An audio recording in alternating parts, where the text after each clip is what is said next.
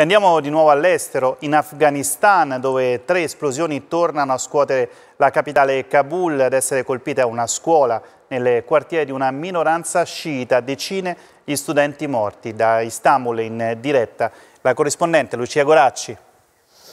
Una scuola maschile perché le ragazzine non sono tornate tra i banchi dopo l'arrivo dei talebani a Kabul, colpita da 2 esplosioni, la seconda per accanirsi chiaramente sui sopravvissuti, sui soccorsi e moltiplicare vittime e caos. Tra l'altro l'attentato è avvenuto proprio nella pausa di metà mattina. È stato colpito il quartiere Hazara di Dasht e Barchi, un quartiere che è stato più volte preso di mira dal terrorismo.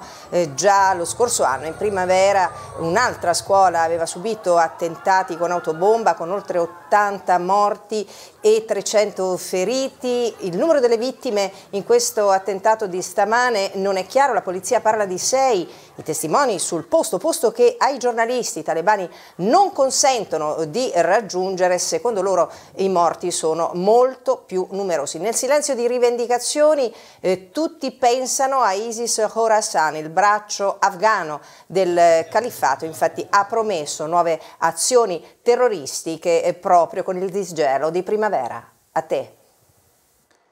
E sale